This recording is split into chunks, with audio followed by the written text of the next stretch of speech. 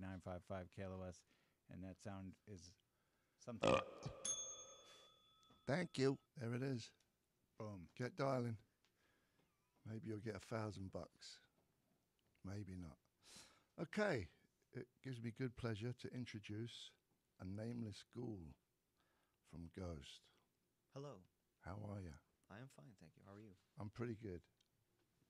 Really nice of you to stop by. You're playing the Wilton, right? 2 nights? Yes.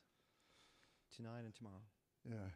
Did you just come to America recently? Like, or are you out here touring already? We have been out for a month right now.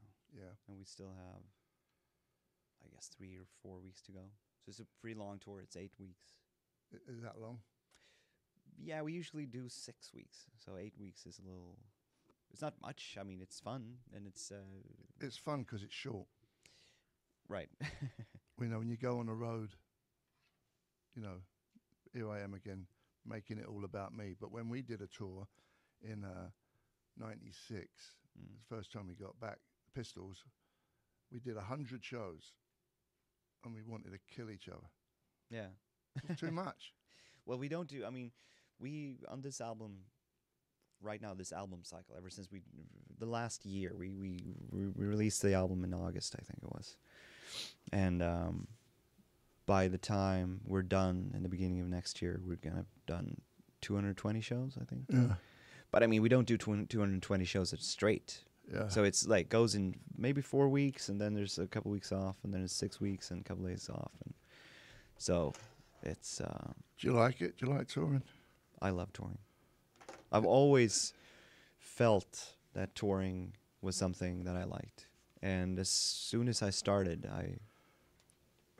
I understood that I don't want to live my life any other way. Yeah. But I don't want to do it all the time. I want to, and I guess this is very common within, musician circles, that you want to have the tour booked.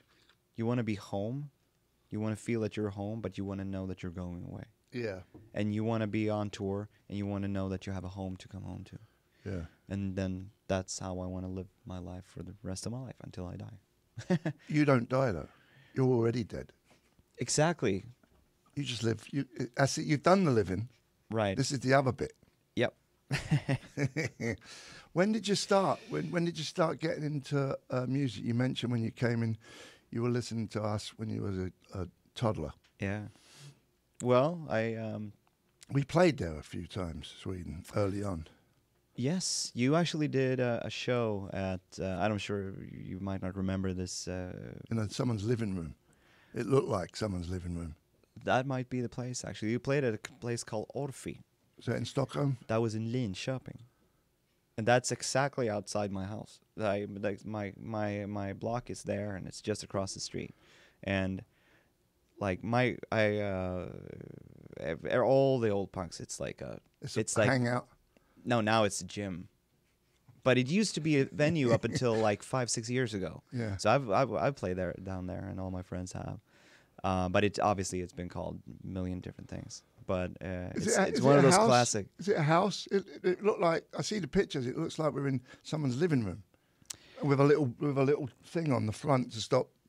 It doesn't stop anybody doing anything, but it's like a rope. It's a basement. And the stage at that point was a very small thing that possibly had ropes around it. It's a little, it's a shit bar. It's tiny, yeah.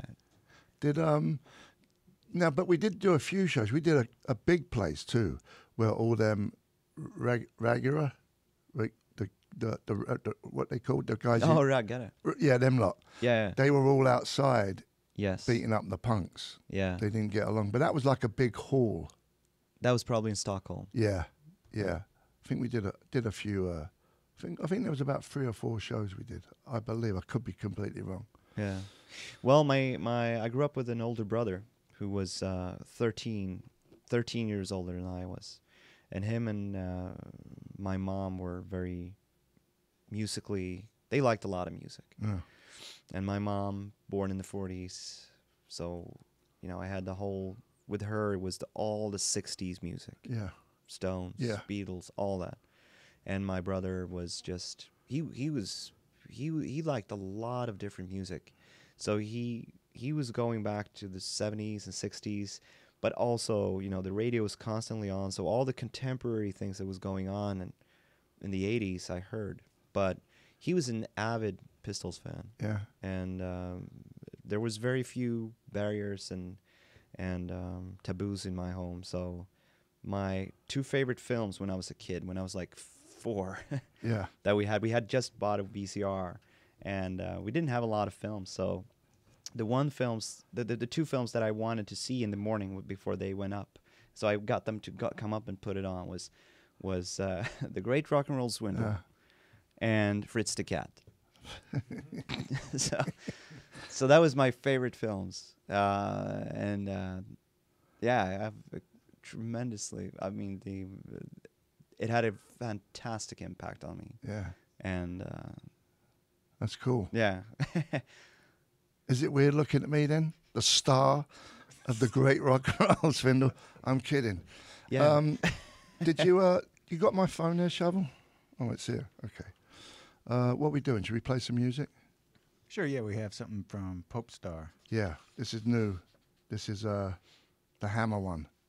This is really catchy. It seems like you've gone a step towards more commercial. Is that the wrong word? Right word? I like writing songs like separately in a way. So sometimes you come up with a song that is. Sometimes I just feel it. Oh no, we're not going to use this for Ghost. But Yeah. but this had a straightness that I felt that we didn't really have a song like it. Yeah. So I just felt that let's turn it into a Ghost song and It's good. have a really good, like to the point opener. I'm sure this one's fun to play live. It is. Yeah. Okay. Ghost Man. We're going to play Square Hammer. Jonesy's Jukebox, Carl West. Take it away.